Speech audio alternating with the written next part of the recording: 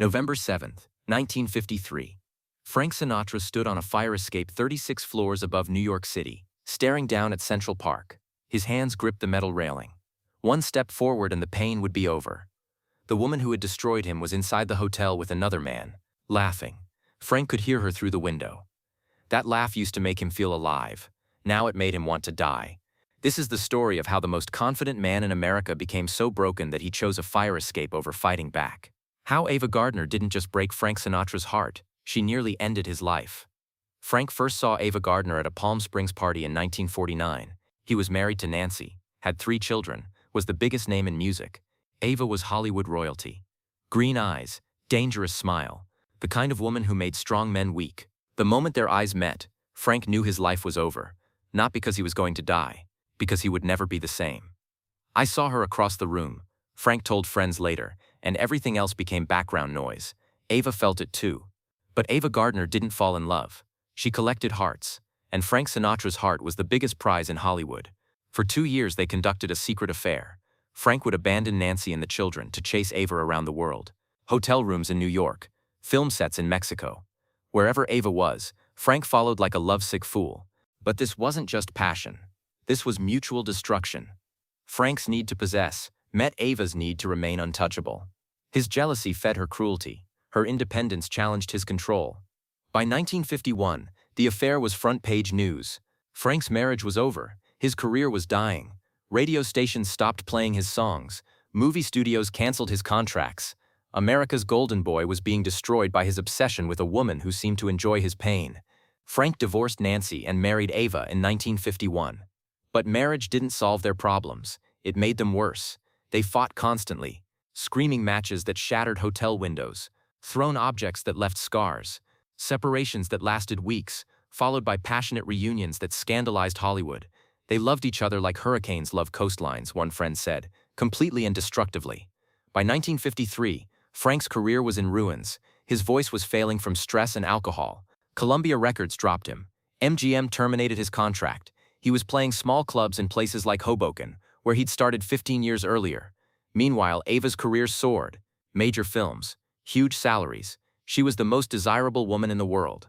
The contrast destroyed Frank's ego. He felt like a failure married to a goddess. The breaking point came in November 1953. Ava told Frank she was in New York for business meetings. Frank discovered she was there to meet Luis Miguel Dominguín, a Spanish bullfighter she'd been sleeping with. The fight that followed was their worst. Ava packed her bags and moved to another hotel. Frank was left alone, abandoned, humiliated. That's when he went to the fire escape. Frank stood there for 45 minutes, calculating whether 36 floors would guarantee he wouldn't survive. The November wind cut through his shirt, but he barely felt cold. All he felt was the crushing weight of complete failure. Then the elevator opened. Jimmy Van Heusen, Frank's songwriter and closest friend, stepped out. He'd been searching the hotel when a clerk mentioned seeing Frank go toward the roof. "Jesus Christ, Frank, what are you doing out there? Thinking about how far down it is?" Jimmy's blood froze. He stepped carefully onto the fire escape, fighting his fear of heights. "Frank, come inside. I'm not cold." Jimmy could see Frank's hands shaking. "Talk to me. What's going on?" "She's with him right now. While I'm standing here like an idiot, she's with that bullfighter, laughing about what a pathetic fool her husband is." Jimmy moved closer, close enough to grab Frank if necessary. "You don't know that. I know Ava. She doesn't just leave. She replaces. There's always someone waiting. Someone younger, more exciting, more dangerous." Frank turned around.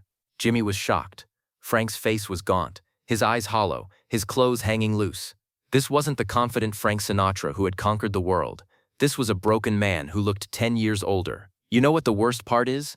I knew this would happen. From day one, I knew she would destroy me. And I let it happen anyway. Because being destroyed by Ava Gardner felt better than being ignored by the rest of the world." Jimmy grabbed Frank's arm. "You're scaring me. Come inside." Frank looked back at the edge. "What's the point? My career's over. My marriage is over. I'm a joke, a cautionary tale." Jimmy made a decision. He grabbed Frank firmly and pulled him toward the window. "You're right. You are a joke right now. But you know what else you are? You're Frank fucking Sinatra. And Frank Sinatra doesn't quit." They struggled briefly on the narrow escape before Frank allowed himself to be pulled inside. Once inside, Frank collapsed into a chair. Jimmy poured 2 whiskeys. "You've hit bottom. Congratulations. Now what are you going to do about it?" "It's over, Jimmy. All of it. Bullshit. You think you're the first guy to get his heart broken? Your voice isn't gone. It's just hurt, like the rest of you. Jimmy leaned forward. I might know a guy who can help. The guy was Harry Cohn, head of Columbia Pictures. He was making a movie called From Here to Eternity. There was a small role that might save Frank's career. Private Angelo Maggio, a scrappy soldier who gets beaten to death. When Jimmy approached Cohn, the studio head's response was brutal. Are you insane? Sinatra's poison. Nobody wants to see that skinny has-been. But Frank was desperate enough to do something he'd never done. Be egg. Frank called Cohn personally and asked for a meeting, not as a star making demands, as a man asking for a chance. This is a serious picture, Frank, Cohn said when they met. Can you handle playing a man who dies? Frank met his eyes. Harry, I've been dying for 2 years. I think I can handle dying in 2 hours. Something in Frank's voice convinced Cohn to give him a screen test. The role paid $8,000. Frank used to spend more than that on weekends. Frank prepared for weeks, lost weight to look like a scrawny soldier, worked with an acting coach for the first time in his life. The test scene was Maggio's death.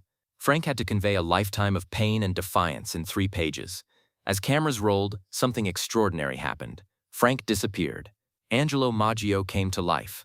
Please don't hit me no more, Frank whispered, his voice broken but defiant. I can't stand it. But I won't rat. I won't never rat. When the scene ended, the soundstage was silent. The crew, the director, even cynical Harry Cohn were stunned. Frank got the role. More than that, he threw himself into it with shocking intensity. He insisted on doing his own stunts, refused stand-ins for brutal beating scenes. He lived and breathed Maggio for 6 weeks. Frank was possessed, remembered Montgomery Clift. All that pain he'd been carrying, he poured it into the character. Playing Maggio reminded Frank who he used to be. The scrappy kid from Hoboken who refused to quit, who fought for everything, who never gave up when the world tried to break him. When From Here to Eternity was released, Frank's performance was universally praised. Critics who had written him off were forced to acknowledge his talent. The real vindication came March 30th, 1955. Frank Sinatra won the Academy Award for Best Supporting Actor. Walking to the stage, Frank thought about that November night when he'd considered ending it all. His acceptance speech was brief. I want to thank everyone who believed in me when I didn't believe in myself. Ava was in the audience. They were divorced by then, but she came anyway. When Frank won, she was the first to stand and applaud. After the ceremony, she found him at the party. I'm proud of you, she said simply. Frank looked at the woman who had nearly destroyed him and realized something profound. She no longer had power over him. The pain was still there, but transformed into something useful, something that had saved his career and his life. Thank you, Ava, for everything, even the pain. She smiled that dangerous smile. You're welcome, Francis. You always were stronger than you thought. The Academy Award was just the beginning. Record labels called again. Movie studios wanted to sign him. But the most important change wasn't professional. It was personal. Frank had learned he was stronger than he'd ever imagined.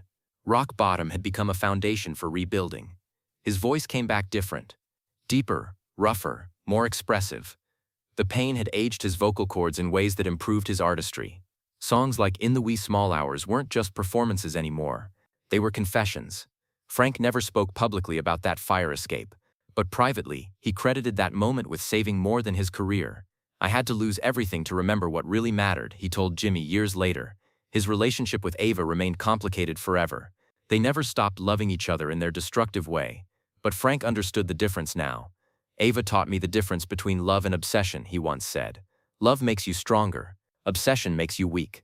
Years later, when asked about surviving heartbreak, Frank always gave the same answer. You don't survive it, you use it. The night on the fire escape became Frank's defining moment. It taught him that a man's worth isn't measured by success or failure, but by his ability to get back up.